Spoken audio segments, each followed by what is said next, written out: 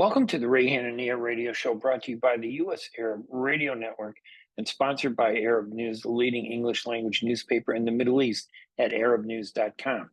I'm Ray Hanania, your host. It is Thursday, September 12, 2024.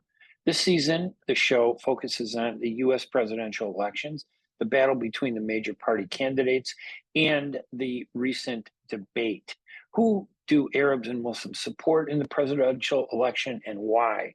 These are all issues we'll address and try to answer. I have four guests today who will help us evaluate the debate that took place between Kamala Harris and former President Donald Trump on Tuesday, September 10th.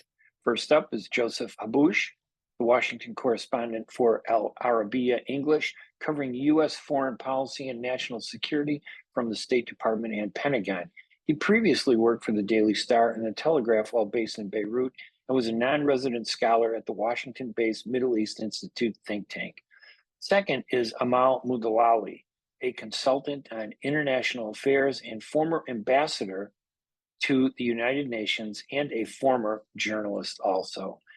Third is Joyce Karam, who is the senior news editor at Al Monitor and a journalist with decades of experience covering the Middle East, U.S. foreign policy, and international affairs. She authors Al Monitor's weekly China, Middle East briefing newsletter and serves as a professor of political science at George Washington University.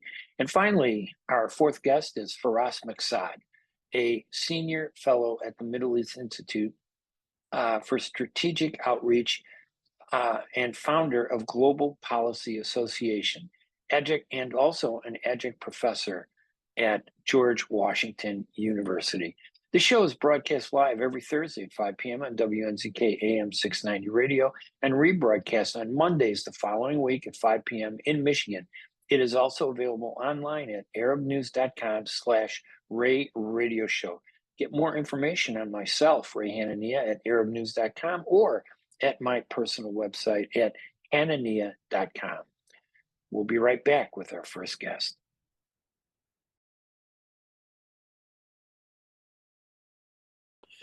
And now we're back, and I want to welcome my first guest, Joseph Haboush, who is the Washington correspondent for Al Arabiya English, covering U.S. foreign policy and national security from the State Department and the Pentagon. He previously worked for the Daily Star and the Telegraph while based in Beirut and was a non-resident scholar at the Washington-based Middle East Institute think tank. Joseph, thank you so much for joining us. Ray, thanks for having me. So the debate last night, this would be Tuesday night. We're broadcasting Thursday night, so a couple days ago for the standpoint of radio listeners.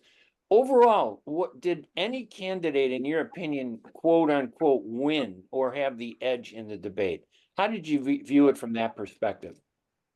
Look, obviously I'm speaking in my own personal capacity, not to give my opinion, but just based on conversations I've had with, officials and folks on both sides. It seemed like the overarching theme was that it was a wash, if you will, kind of a 50-50. Both sides had their moments. I'm not sure that there are any undecided voters that changed their minds based on last night's performance. It was a bit bland overall, I would say. Yeah, I think that impression came across pretty strongly. Were there any top issues or big issues between them that really helped listeners understand what was going on or what some of the topics were? Was there any clarity in the issues? If you look at either one of them, what did they grab onto? Yeah, I was a bit surprised that they didn't delve into more policy related issues, more detailed on what either side would want to do. It was more, I would say, fear mongering, both sides accusing the other or trying to portray the other as a threat to any future of the United States, be it democracy or other issues that they were both accusing one another of. But like I said, I was a bit surprised on that front. There wasn't much more, that was said last night or given to the audience that they didn't already know. And it seemed like neither candidate was really able to explain how they would resolve issues like the Middle East, for example, Ukraine, the economy, immigration, crime. They talked about those topics, but was there anything, I mean, from the standpoint of the Middle East and Gaza, did you get a sense that of what they might do to bring it to an end, other than the repetitive headlines of ceasefire, stop the killings?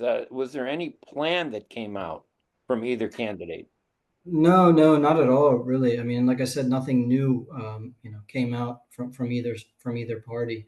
I won't say that I was surprised that the Middle East wasn't as big of an issue because, to a domestic to the U.S. voter, unfortunately, foreign policy is not really a priority when it comes to election day.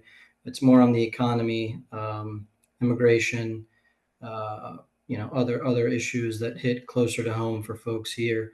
I was surprised that there wasn't more on the economy. I think there was maybe one or two questions, and again, they didn't delve in. But as it pertains to Gaza, there was, that one back and forth between Trump and Harris, but no real meat on the bone in terms of what either one would do if they were elected. Now, you and I have watched, as journalists, we've watched debates in the past. Some debates have been very effective at getting things done.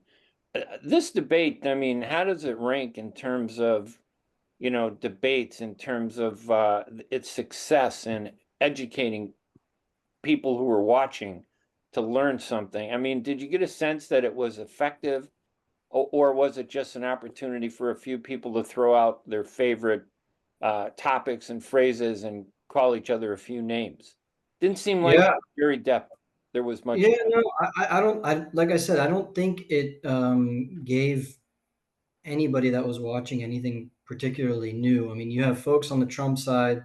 Trump came out and said it was his best debate ever, he thinks. And then you had the Harris campaign coming out on social media with their views, and then thinking that it was also a success and that they portrayed Trump as somebody who shouldn't be elected. But I mean, in terms, like I said, I don't think anybody that was watching, in particular for undecided voters, I don't think last night changed their views. And then, I think in terms of ranking that debate compared to previous debates, be it the Biden Trump the first debate or ones in previous years against between different candidates, I thought it was a bit bland, to be honest with you. There was not much there. I think folks that are tuned in and listen to both sides pretty much on a daily basis got what they expected in terms of what they think both candidates were going to say. That being said, I was a bit surprised that Harris, the vice president, took.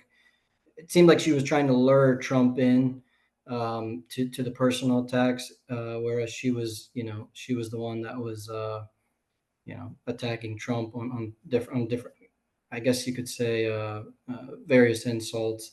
And I know folks on Republican side, even just during on the day of the campaign, I was on the Hill speaking to some people close to him, and they were concerned whether he would be able to follow, guidelines or advice from his advisors in terms of just letting the debate come to him. From that as from on that front, I think he did well. Then again, he had some hiccups, and so did the vice president. Yeah, I tend to agree with you. I think that I was a little surprised. Clearly, it was better than the Trump Biden debate, but that isn't a great measure, is it? It seemed like Harris did a little more of the attacks, but Trump was a little more restrained than he normally. You expect him to go, nuclear sometimes when he's fighting with people, but he didn't seem to do that. Is that good for him, do you think? And did Harris need to project herself? I'm a leader. What was it that each one had to prove, do you think? Well, what did Harris have to prove, and what did Trump have to prove, in your opinion? What do you think? I think it was good for Trump's team in that he wasn't really lured, and he had a couple moments, which you can expect from a Donald Trump. I mean, what we've seen over the years. Um, but yeah, I think that was a plus for his team. I do think Harris was, from the out, she was a bit it seemed like she was a bit nervous during at least the first question. She didn't answer it. It was on the economy and whether the country is better today than it was, 4 years ago. And then she obviously had an opening line that she had been trained to say and do. And that's what she did. But it seemed like she was a bit shaken as the debate went on. It seemed like she got a little bit more comfortable. But as you said, it kind of seemed that she was trying to project to the American voter that she is in charge. She is powerful. She can be a leader. And throughout the debate, if you notice, she kept looking at Trump as she was speaking. I didn't. Maybe he did, but I didn't see him. Look at her throughout the entire debate. He kind of just kept looking straight, either at the moderators or at the time. So overall, like I said, I mean, on both sides, they're going to look at it as a win. That being said, it was interesting that shortly after the debate was finished, the Harris campaign came out and said they wanted to do a second debate. I mean, that could mean one of two things. For some folks that I've spoken to, they think that she wasn't able to capitalize on the chance or the opportunity to bring Donald Trump in, lure him into kind of a mudslinging battle for personal insults. So she go ahead. Sorry. No, and I think I was watching clips of Trump after when he was speaking to reporters. It seems like his team is obviously contemplating whether or not they're going to go for that. I don't know if it's a third debate because they have a second one scheduled. Yeah, it seemed like from Harris's perspective, her supporters, they go, "Oh, she did okay. She stood up to the guy. She didn't fumble. She's not weak. Maybe we should have another debate, but we didn't take him down.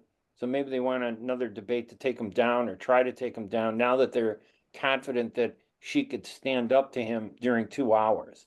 It seemed like that was the only thing that was proven. She could stand up to him, but beyond that, I didn't see much. Yeah, no, I agree, and that's the thing. I think for a Trump campaign, it's I think his team knows how difficult it is to have him listen to any advice. So he was able last night, at least from their point of view, not to really get sucked into these types of things that have been kind of his Achilles heel previously. So are they going to be? Is he going to be able to restrain himself if there's an extra debate that maybe they see that is not necessary, particularly because at the end of the day, they're trying to convince the people that are going to vote for Trump are going to vote for Trump regardless, and vice versa for the vice president. So, what are they getting out of it on that front? And you saw the vice president try to address. It seemed like some undecided voters or folks on the fence. I think she spoke directly to families impacted by fentanyl, which is huge, in Right. the U.S. And so that was interesting. But like I said, I think they're looking at it from a Harris campaign that we didn't really did all right, not great. Right. And then for a Trump campaign, what's the added value of another? What more voters are we going to be able to bring on our side is what I think they're thinking. And clearly, it didn't sound like anybody really made a strong effort, although I think Harris did, to talk to Arab, Muslim, and pro-Palestinian voters who are going to be a significant voting bloc in these swing states that she needs. Did she go far enough, do you think, to win them over, or did she just give them the basics without sub? No, I don't think so. And I mean, from her campaign's point of view, I'm not sure that they're going to be able to do that in any of the debates. I mean, she's going to peddle the same narrative or the same line pretty much as the Biden administration has over the past few years. She'll take a bit of a tougher stance, just rhetoric, in terms of rhetoric against the Netanyahu government. But she made very clear that supporting the defense of Israel will be one of her main priorities. And I think the Arab Americans, in terms of the folks that are looking at her policy on Palestine or Gaza or the West Bank, I think they probably haven't forgotten the DNC in terms of not getting a voice. That was going to be a big platform for them. So I'm not sure. I don't think she convinced them last night, and I'm not sure in a debate, a televised debate, she's going to be able to do so if she's going to be able to do that, I think she'll have to do more outreach in terms of at the grassroots level, or even her going out to these communities, which will be interesting. I mean, we've got just over 50 days, I think, until the election. So is she going to do that? Do they think that it's going to be as big of an impact as some observers think? Remains to be seen. All right. Joseph, any final thoughts at all? Maybe anything I didn't ask you about, anything that we didn't? No, I mean, just being, completely from an objective point of view, I thought it was interesting in terms of the moderators. You obviously had the Trump campaign saying that they didn't think it was fair. Trump said it was 3-on-1. It was interesting that they did fact check the former president a couple of times, which is a good thing. On the other hand, I think Harris made a couple mistakes that they didn't check, specifically on the U.S. military service members in war zones, which obviously we have on and we're seeing on a daily basis. So it'll be interesting to see the next debate, which if Fox, for example, which is obviously more leaning towards the conservatives, gets a chance, and if they do, are they going to do the same thing, kind of not fact check Trump when they need to? So it'll be interesting because it seems like public trust in the media in the U.S. is at an all-time low, just on all sides. Yeah, listen, in all my years of covering politics, the best debates are where they're focused on an issue and they spend an hour on one issue. And that didn't happen. It seemed like these were just headlines, one headline to the next headline. So Joseph Haboush, Washington correspondent for Arabiya English. He's covering U.S. foreign policy and national security from the State Department and Pentagon. And he previously worked for some pretty impressive publications, Daily Star and the Telegraph, based in Beirut. And he was a non-resident scholar at the Washington-based Middle East Institute. Joseph, thank you so much for joining us on our radio here at U.S. Radio Network to talk about the presidential debate. Right. Thanks a lot. Look forward to speaking soon. All right, buddy. Thank you. Bye-bye.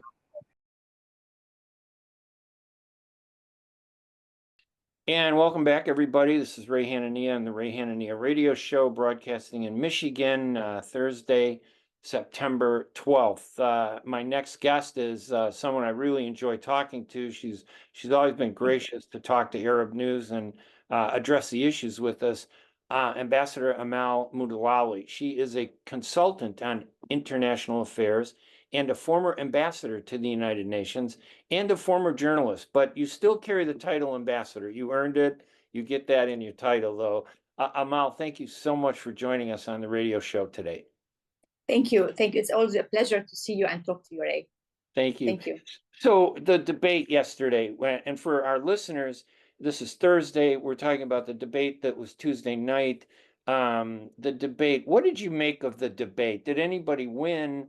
Did anybody get the better of each other? What was achieved, do you think, from your perspective? What did you get out of it?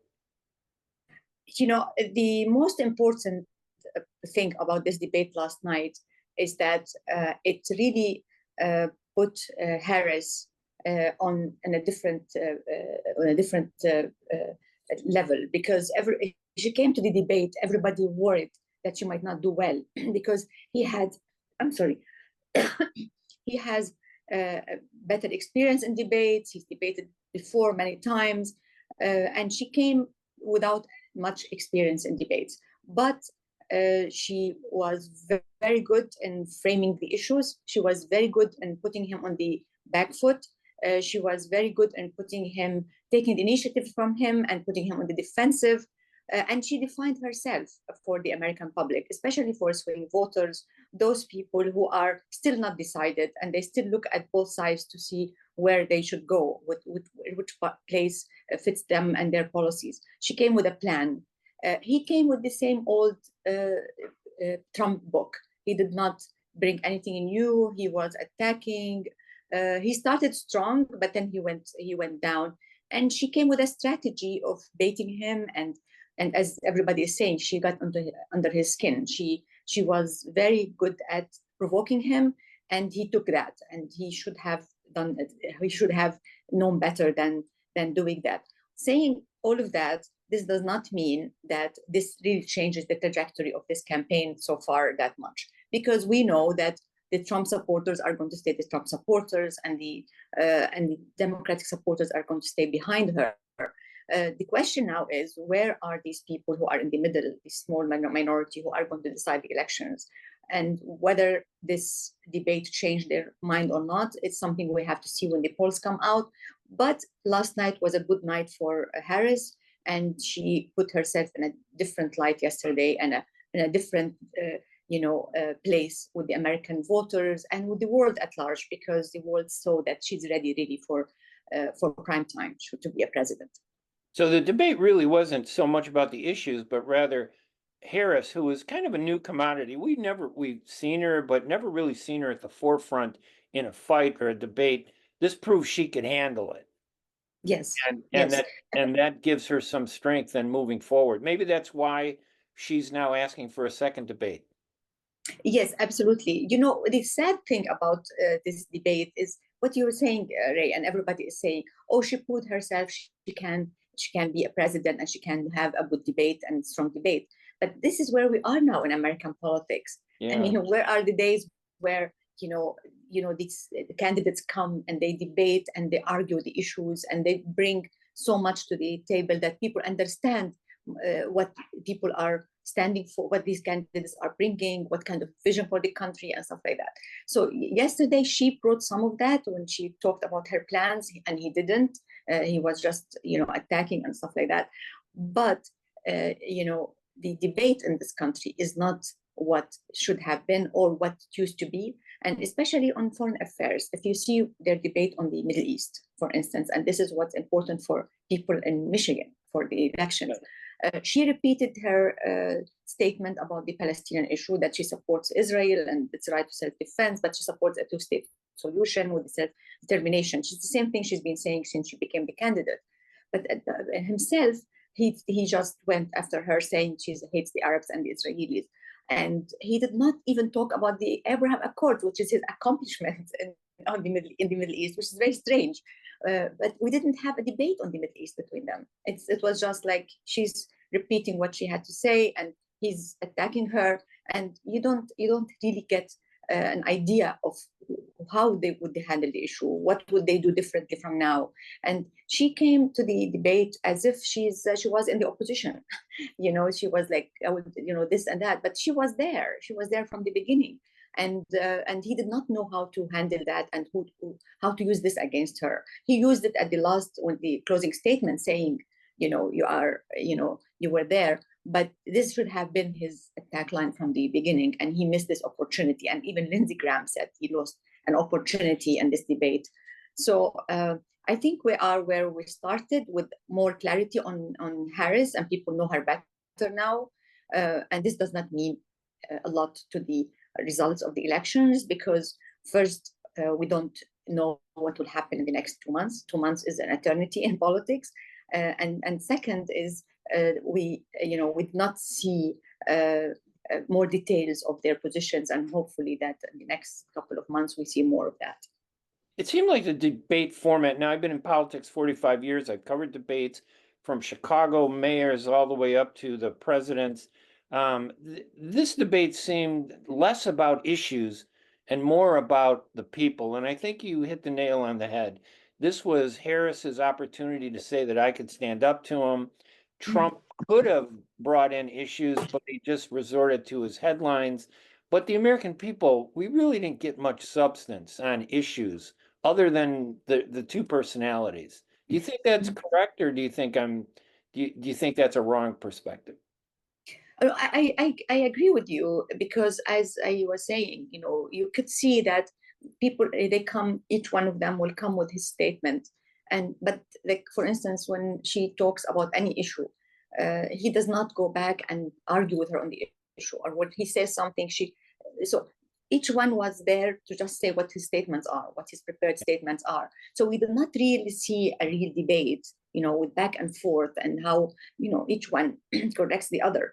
The moderators were correcting people, fact checking and correcting with her. So it was not a very dynamic debate in the sense of more exchange of views and counter views and stuff like that. It was, each one was saying his prepared statements and strategy each one stuck to his strategy. And, we saw him basically going back and back all the time, again and again, to his main points about the economy, about inflation, about the border, and about the country as a disaster. But there was a contrast between them, which she managed to do, and very importantly did it, which she shows that he is the past and she's the future. And he also helped her in that by showing that a darker picture, like the country is in decline, it's a disaster, we're going to go to World War III and stuff like that. So he was not very positive about the future. And I don't think this would resonate, especially with young people. The other issue, which I think it was a problem for him, is that I from what I was reading, is his advisors were saying, don't attack her as a woman, don't do that, because we don't want to lose the women vote. And I think he was struggling with that because, on many occasions he could not help himself. He attacked her a little bit, and then at two times he would say to her, "Quiet, please. I'm talking." He doesn't want to go further than that because he doesn't want to alienate the woman vote. And the issue with race is the same problem for him. He cannot go far against her on the race issue because he doesn't want to alienate the Black American community. So he had his handicap in the campaign, but he did not succeed in exploiting his strength in the campaign, which is basically, you were there, tell us, why you didn't do it then. He should have done that much more and talk more about his record when he was a president, because she told him we inherited a mess, and he did not know how to answer her. Right. Even Instagram said he should have said this and this and this and that, and he didn't do it. And then the one constituency that I think wasn't addressed, and I think is critical, but then again, I'm Arab and Middle Eastern, so American, was the Arab, the Muslims, the Arabs, those voters in the United States, who they'll be having a convention in Dearborn this weekend.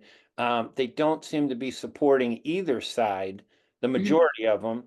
And the polling shows that both Harris and Trump are very close. So for the first time, Arab and Muslims could have an impact in this election. Neither side really seemed to reach out to them, did they? They weren't addressed significantly. No, they did not. And as I was saying, I think her statement on the Middle East was directed towards people like them, because she wants to bring them to her side. But she did not say anything about that. She could have said something more, and she could have won part of that population, but she didn't. And he did not mention at all. He did not. Although I read that his surrogates are all over Michigan and other states that with Arab Americans, trying to work with them and trying to convince them that he will be for them. But personally, he has not reached out to them in any of his statements or said something about it. Maybe yesterday when he said she hates the Arabs, that's his idea of trying to to convince the Arab Americans to vote for him. But I don't know if that's enough. I don't know if that's enough. Or the right message. Or the right message. I think you're absolutely right. I didn't hear. I mean, we heard the generic lines from Harris. At least she brought it up, but it didn't go past the headlines. What's the substance? We didn't get any real substance on any of the issues, I thought. Any final thoughts, Ambassador, about the debate? Any suggestions for the next, if there's another debate? I know Harris said she wants one, and I don't know if Trump is going to do that or not, but what would be your suggestions or any final thoughts? Yeah, yesterday after the debate, he indicated he was not interested in another debate. But if there is another debate, I think she could do as well, and the debate may be better because now she has experience dealing with him. But he has to come more prepared. I think the former vice president was not prepared for that. But as I told you before, I don't think this is going to tell us a lot about the result of the elections, because each constituency is bogged down and very defensive and supportive of their candidate. The question is the swing voters and that small group of people who have not made up their mind. And the Arab American community is one very big example of that. And neither side succeeded in bringing them in or convincing them that he's the one or she's the one that they will be better for them as a president and will take their interests into account. I think they have 2 months now, the candidates, to do that, and I'm not sure how they would do it or whether they would do it. But I think this is a big, important opportunity for them to try to change that community to their side. I want to thank my guest. It's always a pleasure to talk to her, and we really enjoy speaking with her, Ambassador Amal Mughawali. Thank you very much, Ray. It was a pleasure to talk to you and good to see you. We will. Thank you so much for joining us. We really appreciate it. Bye-bye. And now I'd like to welcome my next guest, Joyce Karam, who is the senior news editor at Al Monitor and a journalist with decades of experience covering the Middle East, U.S. foreign policy, and international affairs. She authors Al Monitor's weekly China Middle East briefing newsletter and serves as a professor of political science at George Washington University. Joyce, thank you so much for joining us on radio today. Great to be with you, Ray, and with Arab News. So the debate, now this is Thursday that we're broadcasting. The debate was Tuesday night. What did you make of the debate? What was your impression when it was all done? Well, it was a great show for sure. It was very different from what we've seen in June between President Biden and former President Trump. This was much more engaging, robust, dialogue between the two when they had to. It delivered very strong punches from Kamala Harris. It offered the vice president a chance to introduce herself better to the American public. Donald Trump was the Donald Trump, as you know, Ray, the one that we know. He took the bait every time that Kamala Harris attacked him. He repeated his big sound bites from rallies. It was not much substance on the Middle East, I would say. There was generic, broad talking points from both, but there was no insight on what either candidate would do were they to be elected to deal with the many conflicts happening in the region. These debates are hardly ever deliver much substance on the issues. There were big moments in Obama, Romney, Trump, Hillary Clinton, but these big moments, when you reflect on them, they're very much sound bites. So I didn't go into this debate expecting much issues. Where I think Kamala Harris succeeded is in introducing herself. This is, although she's been vice president for now almost 4 years, the American people don't know her much. She's been very much in the background on many of the big issues, foreign policy and domestic. She hasn't been doing much interviews. So by holding her own, by delivering very strong punches against Donald Trump. I mean, he was mostly on the defensive in those 90 minutes. Yeah. She managed to let the personal attacks get to him. And I thought, as somebody who covered Trump Biden and Trump Hillary, she managed to actually get under Donald Trump's skin in a way that neither Clinton nor Obama nor Biden were able to do. And that alone, I think, is a success for her at what she needs to be doing now. Does it move the race? Does it change the mind of undecided and independents? It's very hard to assess at the moment, but at least she did what she needed to do at the moment. For him, he walked into this debate with a very tight race. He needed to address issues on economy and foreign policy to assure the American public that he's different from the one who left office in 2020 when it comes to January 6th, when it comes to relations with Russia. I'm not sure he was able to do that. So because of this, I think she walks out with an advantage from the Philadelphia debate. So because there were no hot mics at the debate, their mics were silenced when they didn't have the floor. I think her team prepared for a nonverbal language communication. You saw her shaking her head. You saw her laughing at times, but I think that delivered the message across in a way, what are you talking about, without engaging him, without going into a verbal spat with him. So I didn't get any sense that, this was arrogance or entitlement. I thought it's more how she is communicating to the American public that this absolutely makes no sense.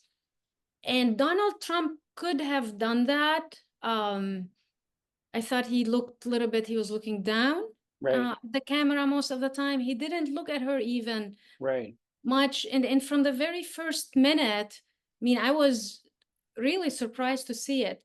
She went to him with this handshake. Remember? That was strong. That was strong, right? Yes. So that was very different from Biden, where we didn't see a handshake. And that to me was a message to him that I'm going to be in control of what happens in the next 90 minutes.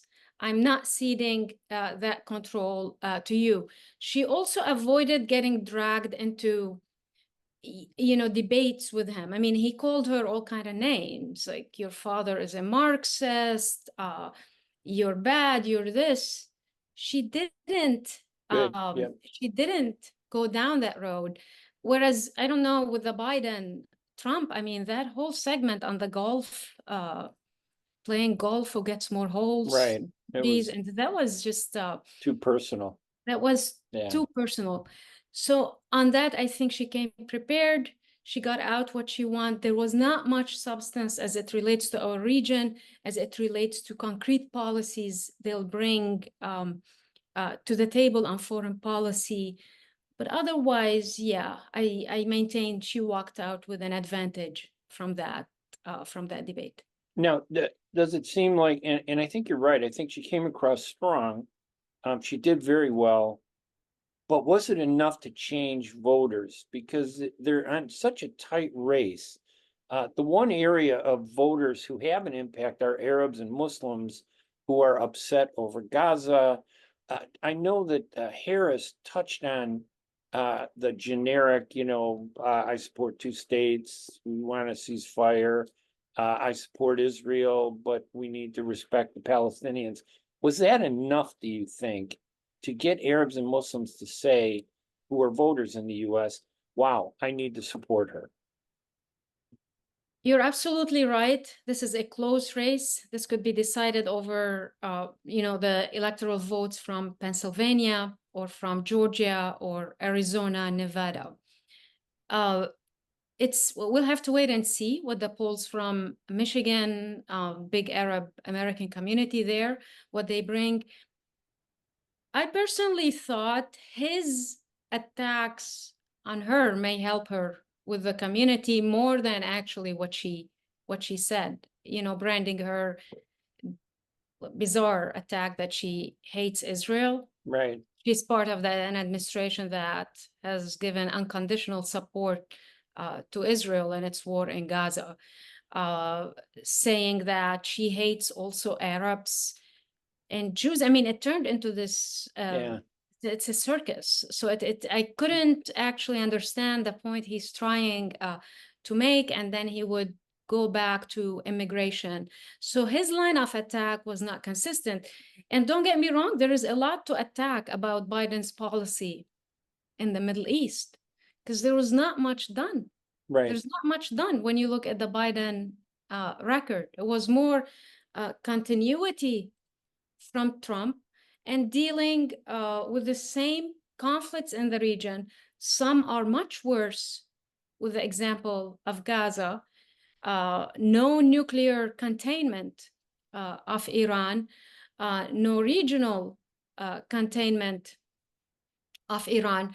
So there is not much from the Biden administration to brag about when it comes to the Middle East. And I think this is an opportunity that Donald Trump could have capitalized on. Instead, he went on this rant that she hates Arabs, the Jews, and all of that. It just made no sense. Yeah, I agree. And do you think, I know at first people were uncertain about whether there'd be another debate. First of all, it sounds like Harris has said she wants a second debate. Trump is suggesting maybe not, but are these debates even of any impact anymore in terms of issues? In terms of personalities, they seem to be important. Biden's inability to debate destroyed his career, at least his reelection career. Harris was able to prove that she can stand up and really take on the issues. Trump is the same old, maybe not as aggressive and not as mean as he has been in the past. But for the voters, what do these debates offer? Do they offer anything more? Have we gotten everything from the debate that we can expect? So as a journalist, as a voter, myself, I'm sure you too, it's part and parcel of the democratic system in the US to have 3 debates, to have a debate commission overseeing this. This is the second time that we see both campaigns saying, oh, we don't want the debate commission to oversee this. We're going to do it on our own. I'm not sure this is healthy for the American political system. So I'm very hopeful that we will see another debate between Harris and Trump. On the question about the impact, I mean, I do think they matter in a sense because this is a very short period of time to introduce Kamala Harris. They know Trump, the polls show like most people don't want to even know more or hear more about him. That's different when it comes to her. I think I saw a poll on CNN yesterday that 48% of undecided, they want to hear more from her. So whether that comes in interviews that she gives to the media, delivers speeches on foreign policy, on otherwise, it remains to be seen. But I think it would be very beneficial for the American political system, for the voters to hear more, to see these people go at each other on stage and to hear more on the issues. Any final thoughts at all about the debate? Anything we didn't touch on that you think is important to point out? I think it's important to remember that this is a very close election, that it's important to remember that the projections and the predictors have been wrong before, could be wrong again. We really don't know what could happen. There could be many surprises to come. And it's also very important to remind our audience in the Middle East that while the Gaza war is important, it's not going to be the deciding factor for many voters in the United States of America. You have the issue of inflation, you have the issue of reproductive rights, LGBT rights, you have the issue, fracking that came up yesterday. So in certain cases, it's very localized, it's very domestic. And these would be the issues that would decide the election, less so foreign policy, whether it's the Israeli-Palestinian conflict or the Ukraine war. All right, my guest, Joyce Karam. Thank you, Joyce. It's such a pleasure to have you on the show. Again, we so appreciate your insights. Thank you, Ray. Hopefully next time in person. Take care. That would be great. Thank you.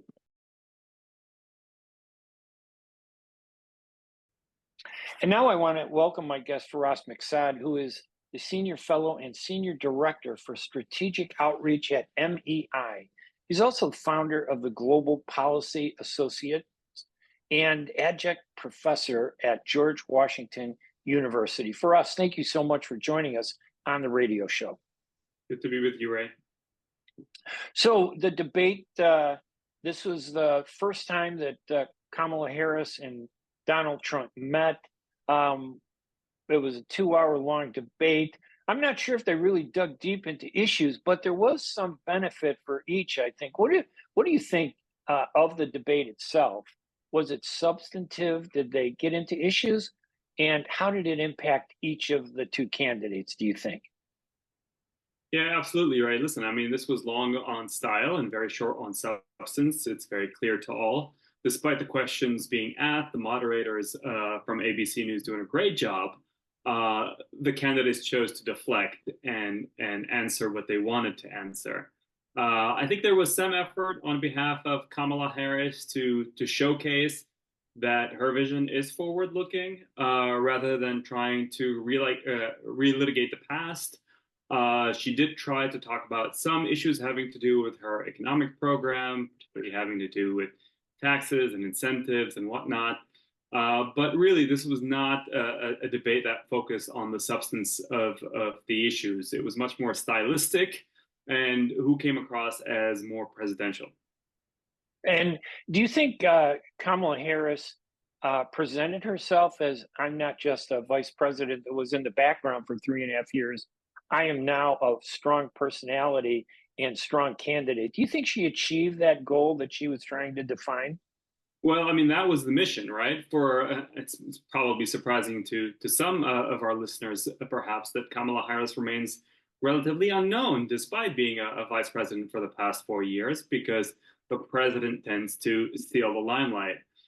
So this was a sort of mission one for her, is to introduce herself to a much broader segment of the American people and to come across as being very capable of taking the mantle and delivering on the job. And I think she did well at that. She came in very confident from the get-go, went straight up to Donald Trump, put her hand out, made sure that there's a handshake, introduced herself. We all know that he has a history of purposely perhaps mispronouncing her name, and also finished very strong at the end, not only with kind of her key message directly to the American viewer, but also right immediately challenging Donald Trump for another debate. So she wanted to come across as confident and capable to put Donald Trump on his back foot. And I think in many circumstances, in many segments of that debate, she succeeded. And for Donald Trump, was there any benefit for him?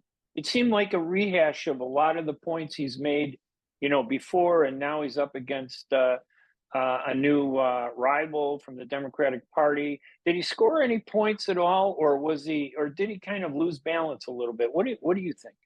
Yeah, I mean, I think, let's be fair. I think she had a leg up from the get-go in the sense that she was starting with a clean slate. She was a relative unknown compared to him. He was already coming out on the back of a very successful debate against President Biden, largely because President Biden had performed so poorly. So the benchmark for him in terms of people's expectations was higher. He didn't live up to that expectations, I think, largely. Kamala Harris is not the perfect candidate. Far from it. She's vulnerable on several issues.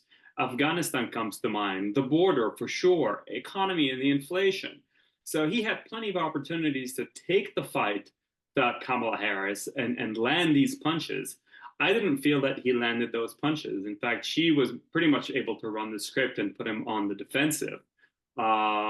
She knew, I mean, it was clearly a strategy of the campaign to come in and try to get under Donald Trump's skin, questioning his ability to draw a crowd and things of that sort. And you could see that worked. Yeah, and did any issues stand out before we talk about the Middle East? Any of the domestic issues? It didn't seem like this debate, and I think maybe most of the debates over the last few elections have not really been about issues. I remember 20 years ago when they had a debate, they'd actually themed the debate. This debate would be on economics. This debate would be on foreign policy. This debate would be on whatever. It seems that today's debates are more about personalities. Did they touch on, in substance, any issues? Yeah, absolutely, Ray. I mean, I couldn't agree more with that. And listen, I like to think that I'm relatively young, but I remember those days too. I do remember those focused debates. I think perhaps the one thing that stands out to me is the issues of women's right to choose, women's reproductive rights. I think, in terms of substance, Donald Trump had an argument to make that, that I've now devolved this down to the level of state, and each state will get to figure this out on their own. I think there's an argument to be made there. Again, I think Kamala carried the day with this. She was much more forceful, spoke from the heart, looked straight at the camera, was able to talk about this as an issue of personal freedoms that touches every woman in America, and bring to examples sort of the suffering of women here and there as they try to go and make decisions about their own health. So again, she was much more effective. I did think that this was an issue that perhaps, unlike the other issues, was delved in by both candidates. Both candidates had an opportunity to score points. She was more effective than he was. And from the standpoint of the issues of the Middle East and Gaza, she did speak to it, but it seemed more like headlines, not substance. Trump seemed to use the Middle East as a bludgeon to try to attack her and beat her. From the standpoint of Arab and Muslim voters, and maybe Americans who may consider this Gaza issue important, did this have any impact on swaying voters in terms of going one way or the other? Yeah, I mean, before I get to your question about sort of Arab and Muslim voters, I think it's very important for all of us to remember that most of the electorate out there have pretty much made up their mind. I mean, this is a highly polarized political environment. There's a small fraction of independents. Some say it's really going to come down to some 30,000 potential voters in a handful of swing states. So really, when we talk about how well each one of those candidates did and how likely is that to swing the outcome of the election, I think it's really much more useful of an exercise to look about how these 30,000 or so currently undecided voters in these swing states, how are they likely to change their mind based on the debate rather than the national polls. So that being key. Now, amongst those kind of perhaps swing or undecided voters in key states are the Arab American and the Muslim American voters. And on the issue of Gaza, this is a very difficult one for Kamala Harris. We all know that there's a key constituency within the Democratic Party that is very unhappy with the position of the Biden administration, Kamala Harris included, and their inability to force a ceasefire in Gaza. Again, I mean, given the hand that's been dealt, I think that she did a relatively good job emphasizing, on one hand, an issue that she's been often criticized on in terms of questioning her commitment to Israel's security. And so she started out with that, but also very much underscored the right of the Palestinian people to have a state of their own and to determine their own destiny and live with dignity. And that's pretty much as good as she could have played it. Now, Donald Trump took swipes at her and basically saying, she's not a good friend of Israel and even the Arabs hate her. It's expected. I don't know if those landed well. All right. And any final thoughts in terms of, I don't know if you can say who won or lost, or maybe in another aspect, who achieved their goals the most, do you think, out of this debate? Yeah, I think it was very clear for me that Kamala came in with a much lower bar, much lower expectation to meet. So it was an easier job for her in that sense. But clearly the better prepared candidate had a strategy in mind, how to put him on his back foot, pivot on issues that she's vulnerable on. Again, immigration, the economy, inflation, Afghanistan. She quickly changed the discussion when asked about these things. I didn't think Donald Trump came in as prepared as she was. And so I would score her the winner. It's a whole different question, though, whether this will have the desired impact on these key undecided voters in these key swing states. All right, my guest, Firas Miqsad, Senior Fellow and Senior Director for Strategic Outreach at MEI. Firas, we really appreciate you joining us on the radio show, and I look forward to talking to you again. Your insight is always very helpful. Thank you. Thank you, Ray. Good to be with you. Thank you for listening to the Ray Hanania Radio Show, brought to you by the U.S. Arab Radio Network and sponsored by Arab News. the leading English language newspaper in the Middle East at arabnews.com. This season, the Ray Hanania Radio Show focuses on the U.S. presidential elections, the battle between the major party candidates, former President Donald Trump and Vice President Kamala Harris, and the third party contenders who could push the election into the House, Robert F. Kennedy Jr. and Dr. Jill Stein. We'll be back next Thursday with more special guests to help us understand the role Arab and Muslim voters in America are playing in the presidential election. Check out our page at arabnews.com/Ray Radio Show for all of the programs that we've recorded and all of the story links that have been written about the program. And also you can go to my website at hanania.com, Hanania, hanania.com for my columns, my radio shows, my podcasts, and all my writing at Arab News. Have a great week, everybody. See you next Thursday. Good evening.